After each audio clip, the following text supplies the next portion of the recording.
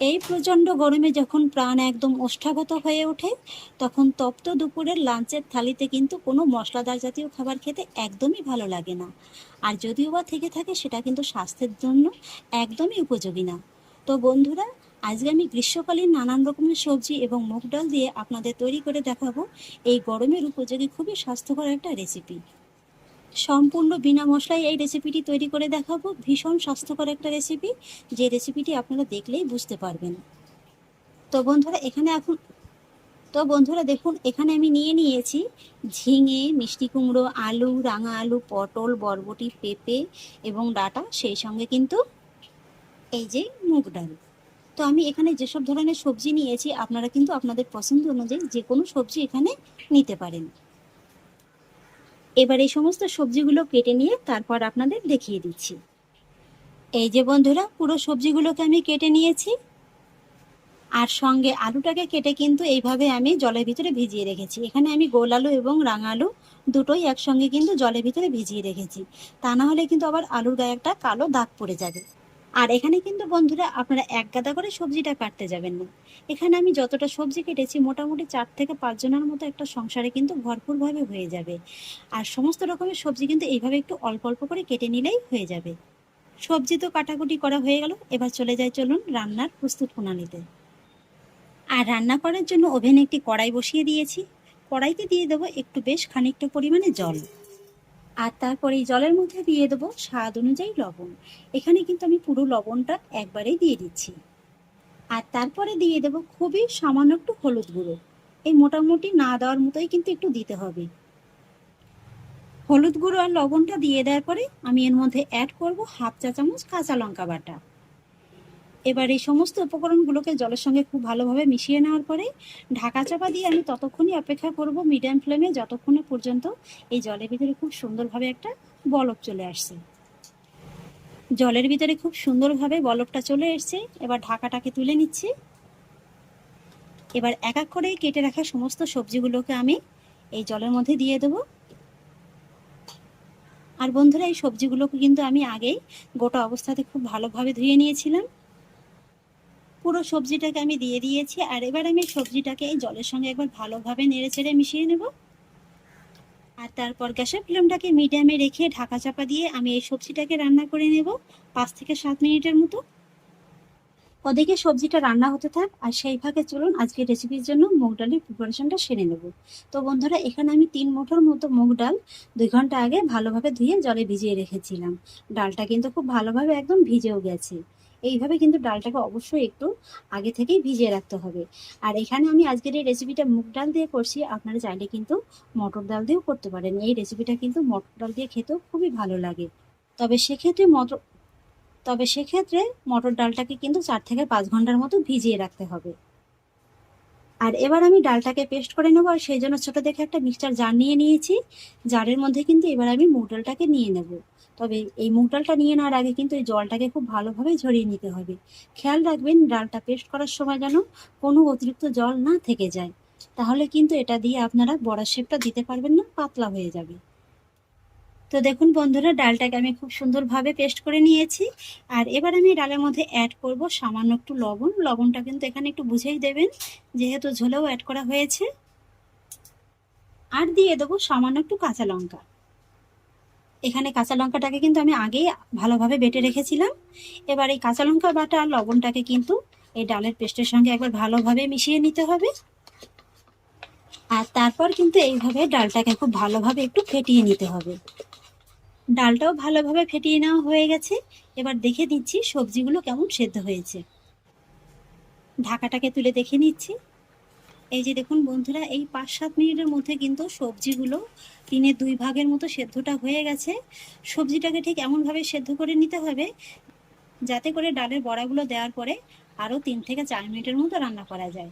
এই যে দেখুন, আর সবজিগুলো যখনই এরকম 3/2 ভাগের মতো সেদ্ধ হয়ে যাবে, তখন গ্যাসের ফ্লেমটাকে মিডিয়াম লোতে রেখে এই যে ডালটাকে পেস্ট করে রেখেছিলাম, এইভাবে অল্প অল্প করে কিন্তু এই যে একদম ছোট্ট ছোট্ট করে এই যে সবজির ভিতরে দিয়ে দিতে হবে।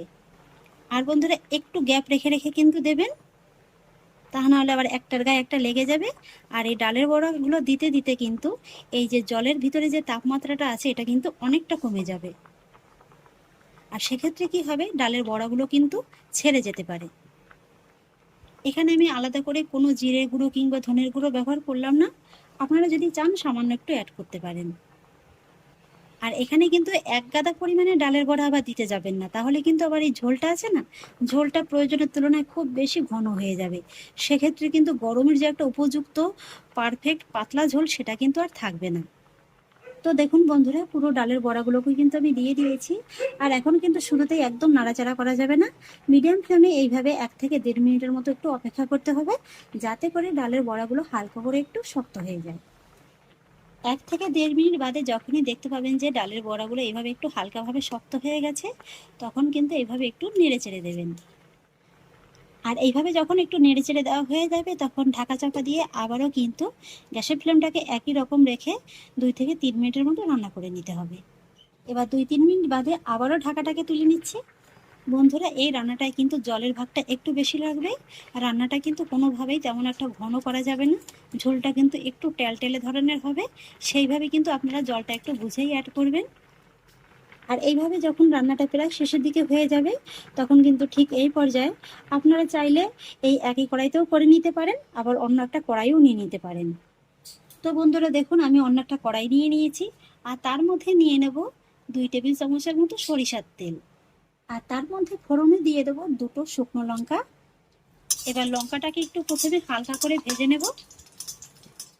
আর তারপর লঙ্কাটা যখন একটু হালকা করে ভাজা হয়ে যাবে, তখন আমি এর মধ্যে অ্যাড করব 1/2 চা চামচ কালো জিরে আর 1 চা চামচের 1/3 মতো রাঁধুনি। বন্ধুরা, এই রান্নাটায় এই ধরনের ফোড়নটা দিয়ে দেখবেন, খেতে কিন্তু জাস্ট অসাধারণ লাগে। এবার এই ফোড়নগুলোকে একটু ভালোভাবে ভেজে নেব। ফোড়নগুলোকে দেখুন আমি কিন্তু খুব সুন্দর করে ভেজে নিয়েছি। ঠিক এই পর্যায়ে এই যে ফোড়নের তেলটাকে কিন্তু হাতায় করে একটুখানি তুলে নেব। আর তারপর এই যে রান্নাটা আমি নামিয়ে রেখেছি, এর মধ্যে কিন্তু এইভাবে দিয়ে দেব। ঝপাত করে কিন্তু এই যে রান্নাটা কড়ার ভিতরে ঢালতে যাবেন না, তাহলে কিন্তু এই যে ফোড়নের যে ফ্লেভারটা একদম উড়ে যাবে। আর এবার কিন্তু গ্যাসের ফ্লেমটাকে একেবারে লোতে রেখে এই যে রান্না করে নেওয়া সবজিটাকে এই যে কড়ার মধ্যে ঢেলে দিতে হবে। এবার গ্যাসের ফ্লেমটাকে বাড়িয়ে দিয়ে কিন্তু এই যে সবজিটাকে খুব ভালোভাবে নেড়েচেড়ে একটু মিশিয়ে নিতে হবে। রান্নার রংটাই দেখুন বন্ধুরা একদম কিন্তু চেঞ্জ হয়ে গেছে। আর ঠিক এই পর্যায়ে আপনারা চাইলে এর মধ্যে সামান্য একটু চিনিও অ্যাড করতে পারেন, তবে আমি কিন্তু এর মধ্যে 1 চা চামচের মতো মধুটা অ্যাড করছি। এতে করে কি হবে, যারা সুগারের পেশেন্ট আছেন তারা তো অনায়াসে খেতে পারবেন। তাছাড়া যারা থাইরয়েডের পেশেন্ট আছেন, ইউরিক অ্যাসিডের পেশেন্ট আছেন, এমনকি গ্যাস অম্বলের পেশেন্ট আছেন, সবাই কিন্তু নিমেষেই খেয়ে নিতে পারবেন। মধুটাকে একবার ভালোভাবে মিশিয়ে নেব। আর এইভাবে মধুটাকে মিশিয়ে নেওয়ার পরে হাই ফ্লেমে আরও 1 থেকে 1.5 মিনিটের মতো একটু রান্না করে নিতে হবে। আর আপনাদের দেখিয়ে দিচ্ছি বন্ধুরা, এই যে দেখুন সবজিগুলো কিন্তু খুব সুন্দরভাবে একদম সুসেদ্ধ হয়ে গেছে। এবার আমি আপনাদের 1 থেকে 1.5 মিনিট বাদে দেখিয়ে দিচ্ছি। এই যে বন্ধুরা, আমার রান্নাটা কিন্তু একদম পারফেক্টভাবে তৈরি হয়ে গেছে। আপনাদের একবার ঝোলটাকে দেখিয়ে দিচ্ছি। এই যে দেখুন ঝোলটা দেখুন কত সুন্দর একদম পাতলা আছে। ঠিক এই পর্যায়ে কিন্তু গ্যাসের ফ্লেমটাকে অফ করে দিতে হবে। আর তারপর ঢাকা চাপা দিয়ে এইভাবে 5 মিনিটের মতো একটু রেখে দিতে হবে। 5 মিনিট বাদে এবার আমি আপনাদের দেখিয়ে দিচ্ছি। আশা করছি বন্ধুরা, আমার আজকের এই রান্নাটা দেখে আপনারা বুঝতে পেরেছেন যে রান্নাটা কতটা স্বাস্থ্যকর। এখন কিন্তু রান্নাটা পুরোপুরি তৈরি দুপুরবেলার ভাতের সঙ্গে খাওয়ার জন্য। সাথে একটু একটু লেবু নিয়ে নেবেন, জাস্ট অসাধারণ লাগবে কিন্তু খেতে। আর এই রেসিপিটা কিন্তু শুধুমাত্র ভাত দিয়ে খেতেই বেশি ভালো লাগে, তবে আপনারা চাইলে কিন্তু রুটি দিয়েও খেতে পারেন। তাহলে বন্ধুরা, কেমন লাগলো আমার আজকের এই স্বাস্থ্যকর রেসিপিটি?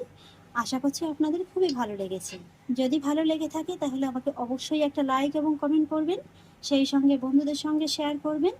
আর প্লিজ বন্ধুরা, যদি আমার পরিবারের নতুন সদস্য হয়ে থাকেন তাহলে একটা সাবস্ক্রাইব করে পাশে থাকা বেল আইকনটি প্রেস করে দেবেন। ফিরে আসছি এরকমই পরের অন্য কোনো নতুন রেসিপি নিয়ে। সবাই ভালো থাকুন, সুস্থ থাকুন। ধন্যবাদ।